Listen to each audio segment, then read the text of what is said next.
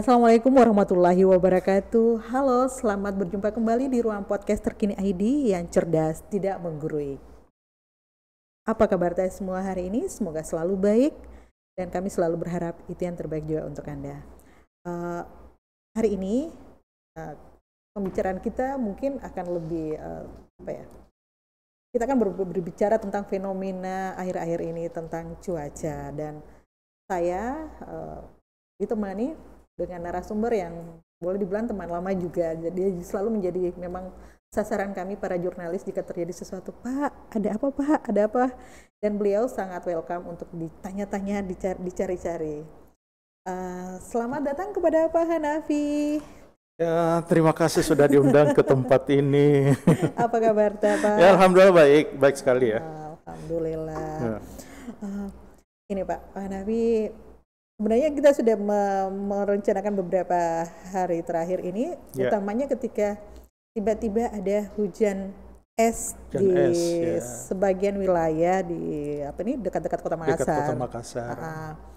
Fenomena ini untuk wilayah Sulawesi Selatan itu boleh dibilang baru ya, dan itu menjadi perbincangan. Oh, tiba-tiba ada hujan es, sampai ada yang bilang kayak Eropa ya. Kita sudah kayak Eropa ya gitu. Pak, ini memang kita di Sulawesi Selatan ini ada apa ini? Kok tiba-tiba kita sudah sudah ada hujan-hujan salju gitu? Jadi fenomena hujan es ya, kebetulan baru sekarang muncul di sekitar wilayah kita, memang mengagetkan. Tapi bagi orang yang sudah pernah merasakan itu merasa biasa saja. Ya, saya pernah merasakan tahun 91 di Jakarta, ya hujan es juga ya. Kemarin yang terjadi hujan es sebesar biji kacang ya. Dulu yang saya alami di Jakarta sebesar telur ayam. Aduh, Pak. Jadi kita saya lihat. bayangkan kalau kita bisa benjol-benjol. Iya, antena parabola tetangga-tetangga itu pada rusak-rusak semua, jebol-jebol ya, seperti itu. Jadi hujan es sendiri itu kan merupakan salah satu bentuk hujan atau precipitation. Yang kita ketahui bahwa presipitasi itu bukan berupa air saja ya, jadi bisa berupa juga berupa gas, kemudian berupa bahan padat ya, seperti ini. Kenapa sampai jatuh ke permukaan bumi? Ya, pada saat kondisi sekarang masa transisi peralihan dari musim kemarau ke musim hujan, itu perubahan udara cepat sekali terjadi. Jadi awan-awan yang terbentuk cepat sekali terjadi pada siang, kemudian menjelang sore terjadi pelepasan energi dari awan-awan tersebut. Nah, awan sendiri di puncaknya itu memang terdiri dari kristal-kristal es. Jadi bagian dari awan itu dari ketinggian mulai dari 300 meter sampai ke 10.000 meter. Di ketinggian tertentu 10.000 meter itu topnya, puncaknya itu terdiri dari kristal-kristal es. Nah, kenapa bisa sampai terjadi? Karena pada saat sel-sel awan itu terjadi, ada arus udara yang namanya arus udara kacau, biasa disebut dengan turbulensi. Turbulensi ini tidak beraturan gerakannya. Kadang-kadang menyapu ke atas, ke bawah, kalau sampai ke permukaan tanah itu terjadi pusaran-pusaran, kita melihatnya sebagai puting beliung. Oh, yang itu ya seperti itu. Nah, kalau ke atas dia sapu ke atas, kemudian dia hantam ke bawah, itu namanya downdraft. Downdraft, arus angin yang sangat kencang ke bawah. Itu juga kalau saat penerbangan dan turbulensi itu ya berbahaya sekali ya. Makanya kita di BMKG menginformasikan sedini mungkin ada potensi downdraft atau tidak. Itu kita harus lihat letak awannya, pergerakan awan dan sebagainya. Nah, downdraft inilah yang membawa butiran-butiran salju, butiran-butiran es dari puncak awan belum sempat berubah wujud menjadi cair sudah sampai ke permukaan tanah itu. Ya, itulah yang menjadi butiran-butiran yang terjadi kemarin, Pak ya. Iya, jadi butiran-butiran itu asalnya dari puncak awan, jadi arus udara kacau, turbulen, kemudian terbawa gerakan angin yang menuju ke permukaan bumi yang sangat kencang. Itulah sehingga terjadi hujan es yang kita saksikan seperti kemarin gitu. Iya, dan itu sempat juga orang kaget, wah ada hujan es. Sekarang di daerah Maros waktu itu ya Pak ya, daerah Maros yang banyak kena. Ya. Jadi seperti itu. Ini ada lagi yang menjadi perbincangan apa nih, fenomena La Nina. Ya.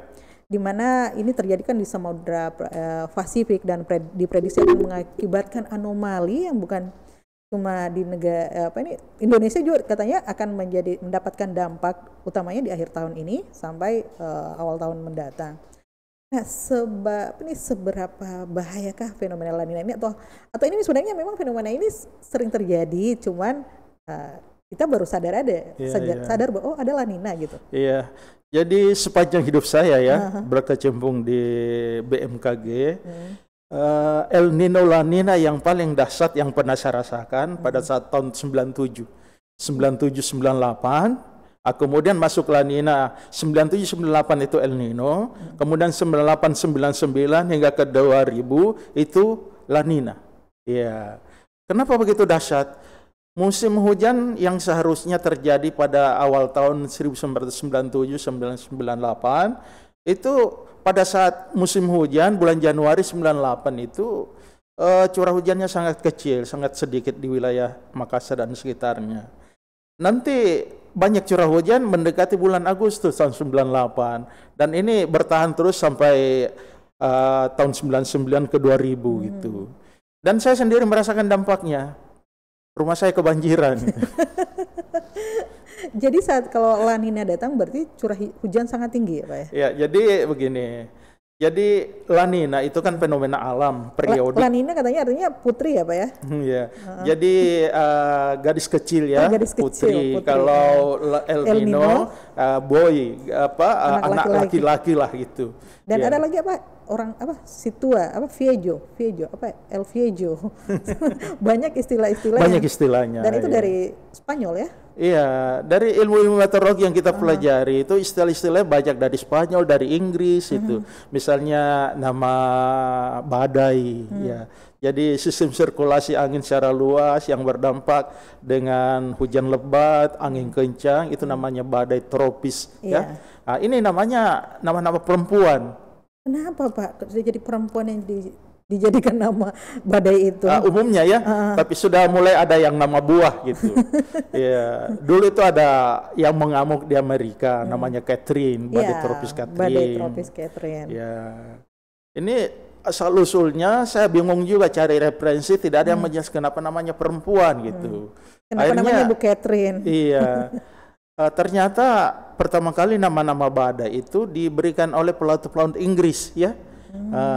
Pelaut Inggris itu memberikan nama badai karena dampaknya yang hebat terhadap perahu mereka, perjalanan mereka. Ya, kadang-kadang terhampar di mencari perlindungan di pulau-pulau terdekat agar terhindar dari badai gitu.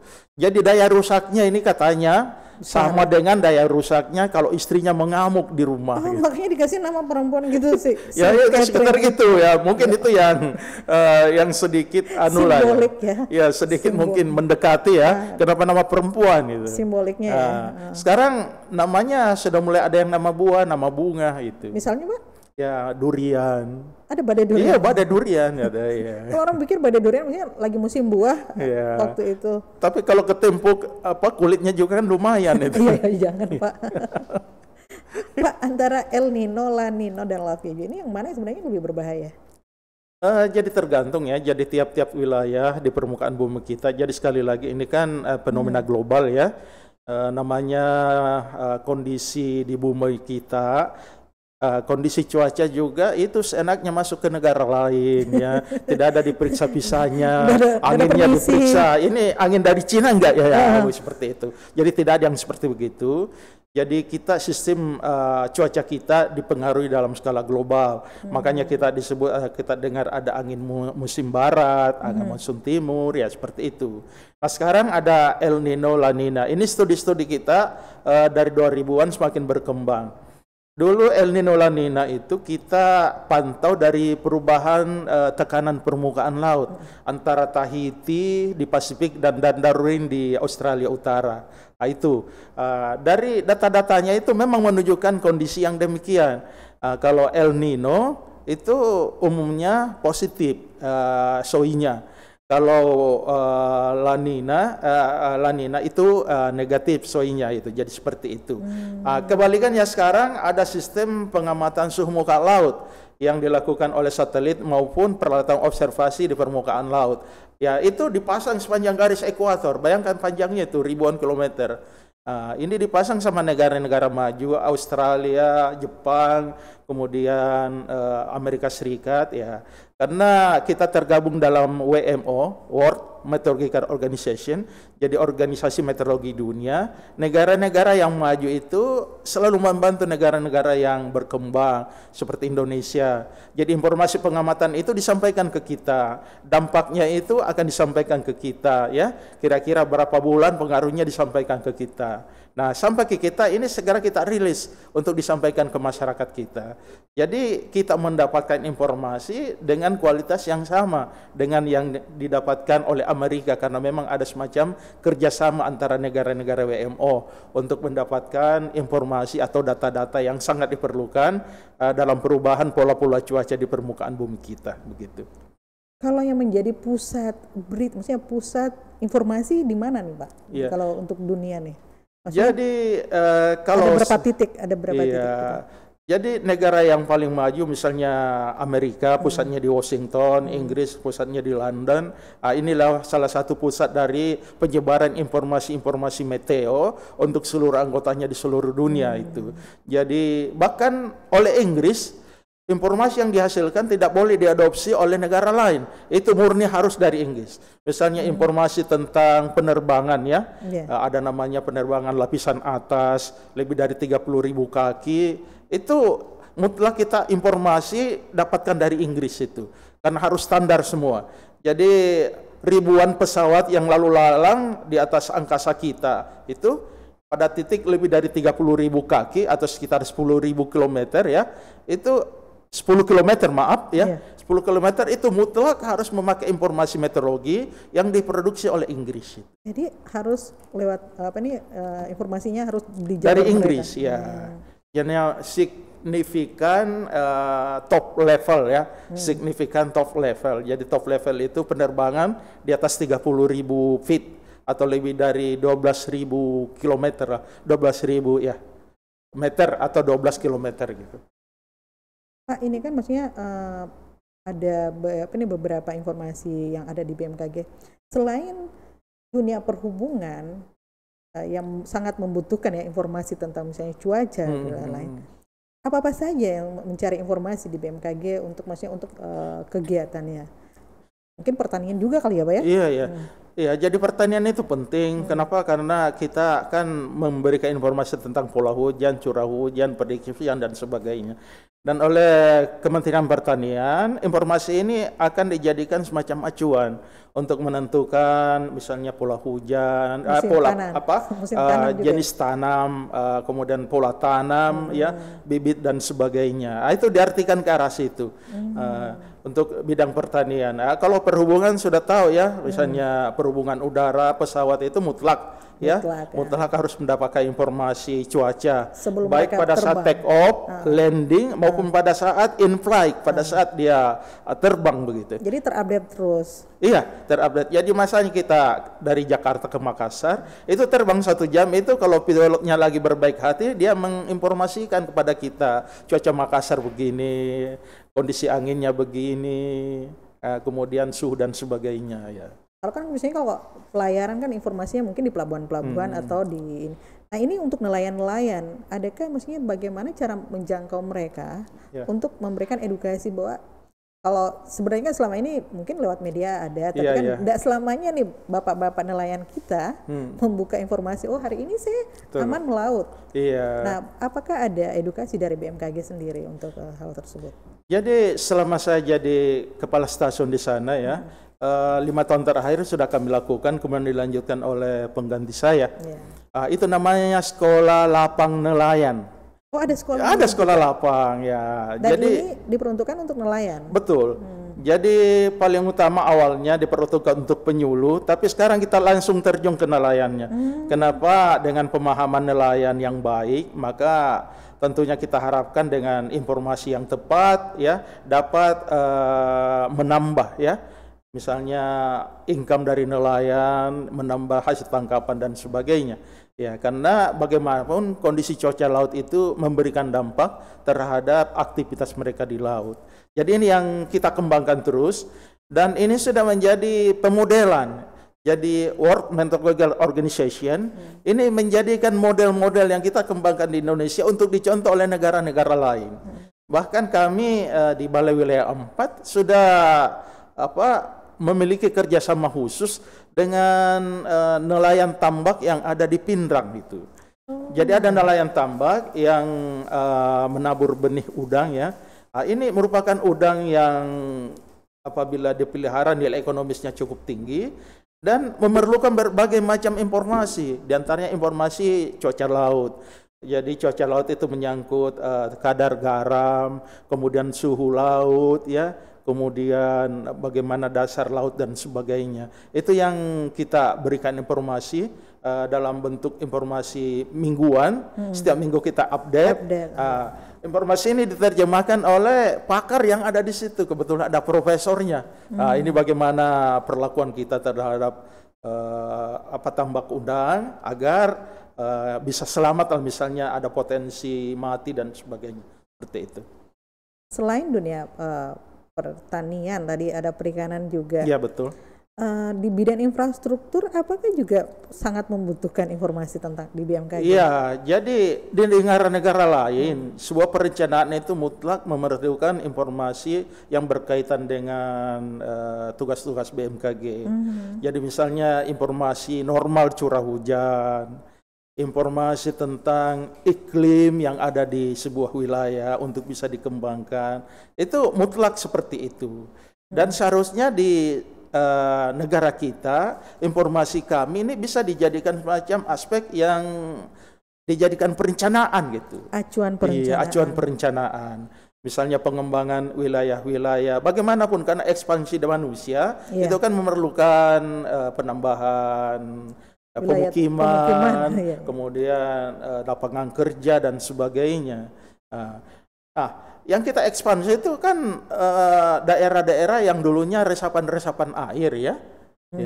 Kita harus tahu jumlah air yang ditampung oleh daerah resapan itu. Nah, kalau kita kembangkan, ya bisa-bisa saya kita kembangkan, tetapi tetap punya kemampuan untuk menyimpan air. Ada solusi. Menyerap, iya seperti itu. Ada solusi untuk tetap ada bagian untuk menyimpan air. Betul. Ya. Jika tidak? Jika tidak, ya air itu akan cari tempatnya. Itulah akhirnya orang kan sebut daerah banjir. Padahal kita yang tempat ini daerah genangan kayaknya Pak ya. Maksudnya daerah genang, memang sebenarnya daerah tempat menampung air, akhirnya dijadikan tempat pemukiman. Betul. Dan air itu kembali ke asalnya. Makanya jangan salahkan airnya ya, karena dia mencari tempatnya. Apalagi kita mengembangkan daerah tersebut tanpa ada perencanaan, sekali lagi seperti itu. Jadi puncak-puncak hujan harus kita ketahui, periodenya harus kita ketahui, maksimumnya harus kita ketahui. Karena daerah tersebut akan berulang kembali, akan mendapatkan curah hujan berulang lagi itu. Dan itu pola-pola seperti itu berulang terus. Siklusnya. Iya. Sehubungan dengan siklus, harus ada daerah resapan air dan tentu perlunya ada ruang terbuka hijau. Ya, betul. Nah, apakah berkurangnya sekarang ruang terbuka hijau di wilayah kita juga mempengaruhi curah hujan dan tingkat sekarang suasana yang sudah agak panas gitu. Iya. Jadi daerah resapan yang dikembangkan sebagai pemukiman jelas menyebabkan terjadinya daya resap permukaan bumi kita terhadap air yang ada itu jauh berkurang ya. Akibatnya air berjalan ke sana kemari tidak terkontrol ya.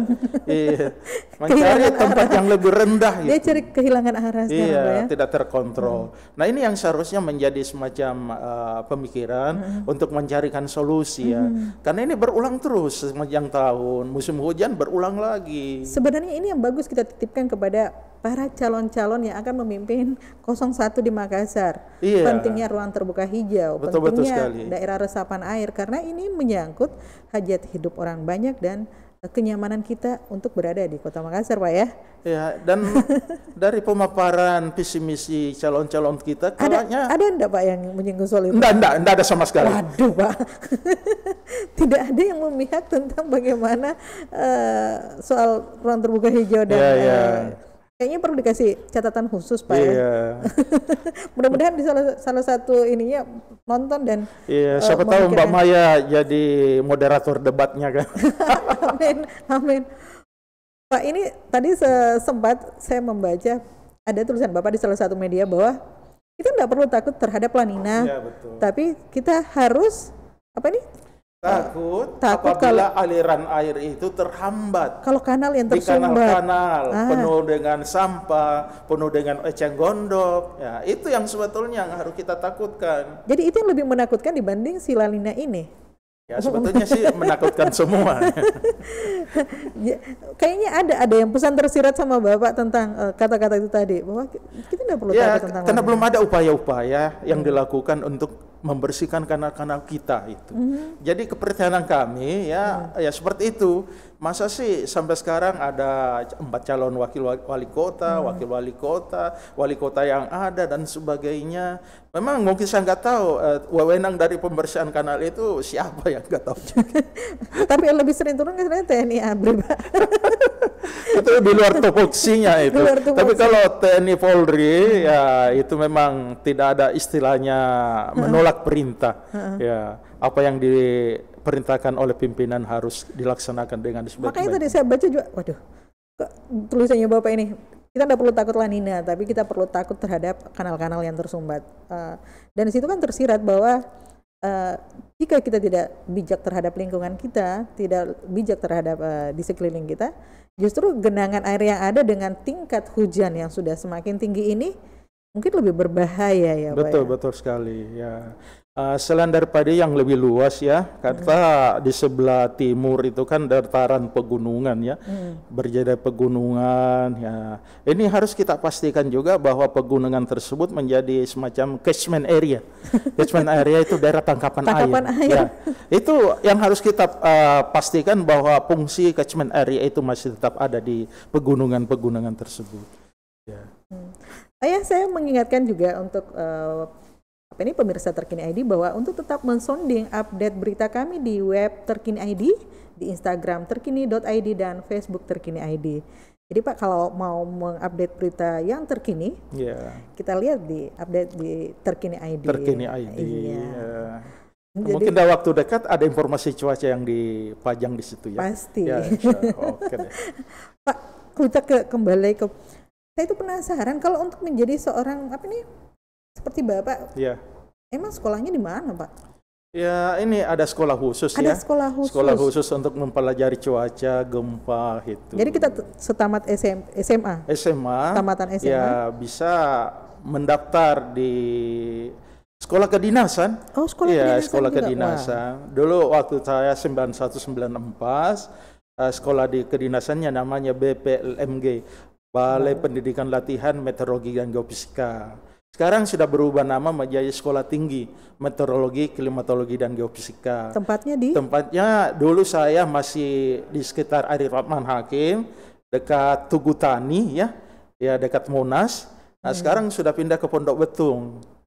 Tangerang. Itu masih ada di ibu kota? Masih ada ya. Belum buka cabang? Ya belum ada, karena memang hanya satu itu. Sekolah khusus ya? Sekolah khususnya. Ya. Persyaratannya Pak, apakah dia harus lulusan fisika atau IPA atau bagaimana? Memang yang pertama adalah jurusan IPA ya. Itu mutlak itu karena matematikanya harus tinggi. Yang kita pelajari kan ya kondisi yang berkaitan dengan dinamika, fisika dan sebagainya.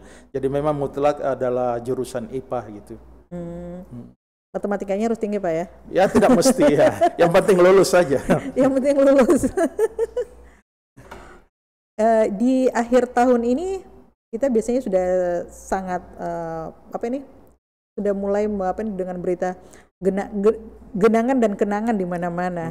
Jadi kenangan kita, tahun lalu kita kebanjiran, tahun ini kita kebanjiran lagi, itulah kenangan. Tapi sudah menjelang akhir November, curah hujan itu boleh dibilang sangat sedikit ya Pak ya? Dan apakah ini juga terjadi pergeseran di Sulawesi Selatan atau cuma di sekitar wilayah Makassar ini, Pak? Sulawesi Selatan bagian barat, terutama dataran rendah ya, polanya memang sedikit ya, sedikit tidak sesuai dengan normalnya. Ya. Tetapi untuk daerah pegunungannya itu sudah cukup banyak. Ya, bahkan dapat kami sampaikan dari hasil pantauan bahwa wilayah-wilayah kita pada dasarian 1 Oktober itu sudah ada beberapa yang sudah masuk musim hujan. Misalnya wilayah Toraja bagian selatan, kemudian Endrekang bagian utara. Itu pada bulan Oktober awal dari dasarian 1 sudah masuk musim hujan. Demikian juga sebagian pantai barat Pindrang, sebagian Parepare, dan sebagian Baru.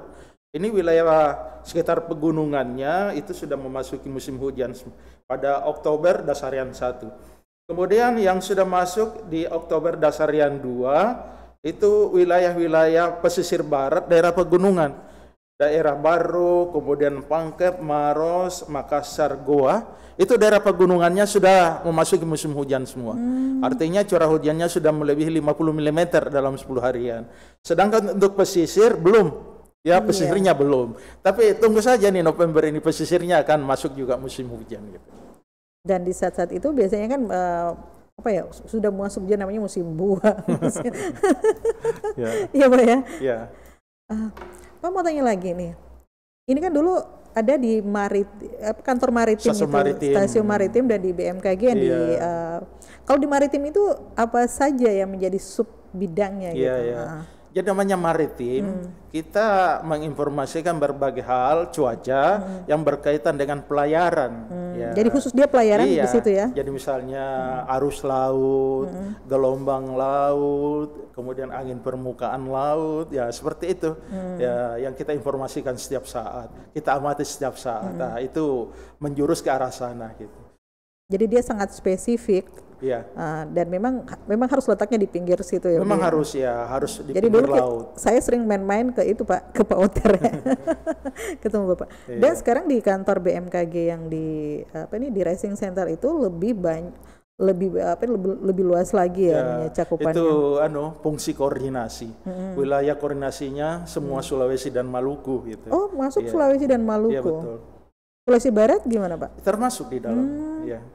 Jadi pokoknya Kepulauan Sulawesi dan Maluku. Kalau di Indonesia ada berapa wilayah pembagiannya, Pak? Ada 5 ya. Balai wilayah 1 di Medan, ya tahun lalu saya di sana. Balai wilayah 2 mencakup wilayah sebagian Jakarta, sebagian Jawa, Kalimantan. Balai wilayah 3 di Denpasar, balai wilayah 4 di Makassar, dan balai wilayah 5 di Jayapura. Begitu Pak ya. Iya. Kemarin terus di setiap stasiun itu tapi memang orangnya harus berpindah-pindah atau ada spesifikasi? Iya, jadi ada rolling ya. Jadi rolling. Dasarnya kita dapatkan waktu masih belajar di STMKG. Terserah nanti penempatannya di mana, tapi tidak menutup kemungkinan di tempat itu terus. Kalau dilihat perkembangan, ada potensi dan sebagainya, di rolling di unit kerja yang berbeda. Ya misalnya dari stasiun maritim ke penerbangan ke klimat, ya. Yang agak khusus itu cuma stasiun geofisika saja itu. Jadi kalau dia geofisika jurusannya waktu masih STMKG, nanti kerjanya juga di stasiun geofisika. Saya tertarik kemarin waktu kejadian Masamba, Pak ya. Ya. Kejadian Masamba, apakah saat itu memang saat curah hujan yang sangat tinggi atau bagaimana di wilayah situ, dan apakah wilayah-wilayah lain juga akan mendapat peringatan, misalnya daerah-daerah tertentu, daerah kamu nih dalam waktu dekat akan mendapat curah hujan yang tinggi. Ya, jadi kita analisis dulu wilayah Masamba, kita analisis Masambanya sendiri curah hujannya itu hanya sedang, hanya 30 mm. Ya, yang banyak ada wilayah Hulu. Oh, yang atas Wilu. Ya. Itu pegunungan. Kebetulan struktur batuan dari pegunungan tersebut adalah batuan yang renyah, ya. Kayak batu kapur gitu ya. Bukan kapur, itu kuat itu. Jadi batuan pelapukan itu, ya. Jadi batunya sudah lapuk, ya. Kemudian ditambah lagi ya menurut orang sih ya, ada penebangan macam-macam di lereng-lereng tersebut. Saya juga belum pernah lihat. Tapi melihat daripada material yang terbawa longsor itu, memang terlihat selain daripada tanah, batuan, juga tumbuh-tumbuhan atau kayu-kayu, gelondongan dan sebagainya. Jadi memang ada indikasi begitu, tapi bukan kapasitas saya untuk menanggapi ya, karena ini ranahnya ada instansi lain gitu. Tapi itu memang maksudnya, jadi sebenarnya di Masamba waktu itu curah hujannya tidak sedang-sedang ya, saja. sedang saja 34 mm. Cuma memang di hulunya ada stasiun pengamatan yang melebihi 100 mm. Ya, jadi curah hujan yang cukup deras, yang ekstrim, seharusnya itu kan harus segera diresap oleh tanah kan, harus segera infiltrasi oleh tanah masuk ke dalam itu. Tapi malah menjadi aliran permukaan itu. Sampai itu seperti itu. Sampai semua dan itunya kan sampai menutupi wilayah kota gitu. Ya, betul. Jadi akhirnya menjadi daerah pemukiman tertutup dan merubah pola hidup. Dan yang memperhatikan sekarang saya udah dari Masamba itu kedalaman sungai sebelumnya itu bisa mencapai 5 hingga 6 meter. Sekarang sejengkal itu. Iya. Terjadi dari jembatan. Jadi terjadi sedimentasi yang sangat parah itu. Iya, betul. Jadi bisa dibayangkan kalau terjadi curah hujan yang seperti bulan Juli itu akhirnya terjadi lagi, bagaimanalah kondisinya. Berarti sudah naik lagi di atas jembatan, Pak ya? Iya, bukan cuma di atas jembatannya bisa terbawa oleh arus banjir. Pak, untuk wilayah Sulawesi Selatan, yang maksudnya yang tinggi curah hujannya daerah mana saja sih? Sebetulnya polanya yang lebih jelas itu adalah pantai barat. Jadi pada saat musim hujan, pantai barat itu termasuk Makassar lah. Oh, kita termasuk daerah tinggi. Iya, karena curah hujan pada puncaknya bulan Januari itu rata-ratanya sekitar 700 hingga 800 mm dalam satu bulan itu. Nah, kalau kita cari daerah lain di Sulawesi Selatan tidak ada bulan-bulan yang curah hujannya melebihi dari wilayah Makassar dan sekitarnya itu. Tapi itu pada saat musim hujan saja. Pada saat musim kemarau boleh kita kan ada 3 bulan juga tidak ada hujan sama sekali. Kekeringan. Mulai bulan Juli, Agustus, September itu seperti itu. Makanya disebut dengan pola monsunal. Monsunal itu terlihat perbedaan jelas antara musim hujan dan musim kemarau. Beda dengan daerah lu. Nah, itu tidak ada polanya. Karena sepanjang tahun terjadi hujan terus-menerus. Oh, selalu ada hujan. Selalu ada hujan. Jadi tidak ada musim kemarau di daerah Luwu Raya itu. Oh, begitu, Pak ya? Seperti itu. Saya pikirnya memang setiap wilayah di sini sekarang kita masuk kemarau, enggak. Ternyata dia di sana. Jadi setiap bulannya pasti ada bonus hujan. Jadi selalu ada hujan ya. Akhirnya kan banyak juga menyebabkan terjadi musim di situ. Kalau tidak ada musim hujan, musim kemarau, ada musim langsat, ada musim durian, ada musim rambutan gitu. Kapurung sagunya bagus. Iya. Jadi itu termasuk kenapa banyak dibudidayakan tanaman-tanaman industri, misalnya kelapa sawit. Karena kelapa sawit itu memerlukan hujan sepanjang waktu, ya. Nah, seperti itu. Jadi kita memanfaatkan lahan yang basah di Luwu Raya itu untuk industri kelapa sawit. Jadi saya salah selama ini, Pak. Saya pikir itu di Makassar itu termasuk wilayah yang kurang hujannya. Pada saat musim kemarau. Oh, gitu. Tapi pada saat musim hujan, wilayah Makassar dan sekitarnya, pantai barat, ada wilayah yang sangat banyak hujannya. Kenapa bisa begitu, Pak? Ya, karena kondisi dari geografis kita menghadap ke Laut Lepas, Selat Makassar. Tidak ada yang menghalangi. Tidak ada pegunungan yang ini ya. Beda dengan daerah yang sudah terlindung oleh pegunungan bawah karangnya. Misalnya daerah sebagian Bone, sebagian Sopeng, sebagian Sinjai, Bulukumba. Kita musim hujan di sana itu hanya mendapatkan bayang-bayang hujan saja. Karena semua sudah jatuh di pantai barat, di pegunungan pantai barat, kemudian awannya ada yang nembus, itu awannya tidak menyebabkan terjadi hujan yang deras, hanya hujan yang sepoi-sepoi saja. Padahal di sana mereka membutuhkan sebenarnya curah hujan yang banyak karena nanti pada kondisi tertentu, nanti pada saat memasuki bulan Maret, lalu wilayah-wilayah tersebut baru memasuki musim hujan.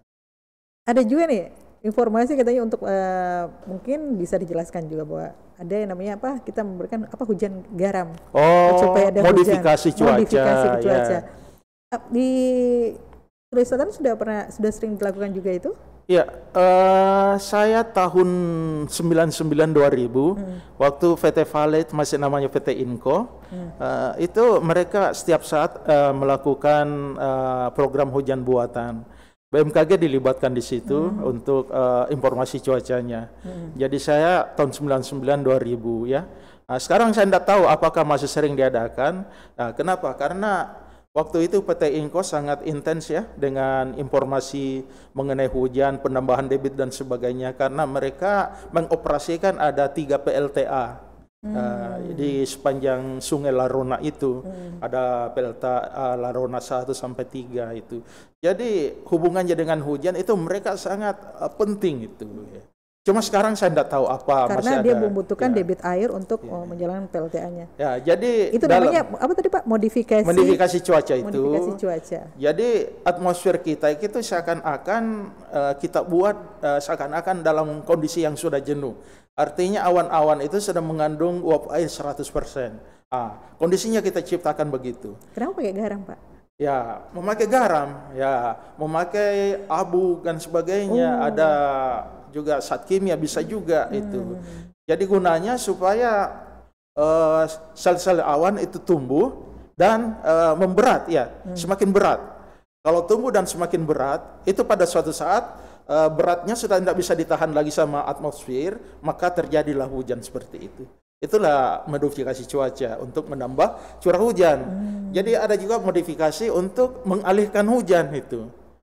Bukan pakai pawang hujan, Pak. Pakai baca-baca begitu. Yeah. Pakai tusuk-tusuk. Apa itu biasa orang pakai tusuk lombok. Ada juga yang pakaian dalamnya dibuang ke atas. Ya, itu pengantin itu. Jadi pakaian dalam pengantin perempuan dinaikin di tali bendera. Emang berpengaruh sama BMKG juga? Enggak tahu saya. Nah kan itu kan mempengaruhi cuaca. Ya. Jadi modifikasi cuaca untuk mempengaruhi agar awan itu tidak jatuh di wilayah yang rentan. Sebelum bergerak menuju wilayah yang kita prediksi, dipaksa turun itu. Jadi energinya, butir-butir airnya dipaksa turun di laut. Ya, itu salah satu mengurangi dampak apabila awan ini menuju ke darat gitu. Jadi dipaksa turun itu. Dipaksa turun berupa air hujan di laut. Waduh Pak, ini sekitar kurang lebih 30-40 menit kita berbincang. Saya seakan-akan mendapat kuliah 4 SKS ini Pak.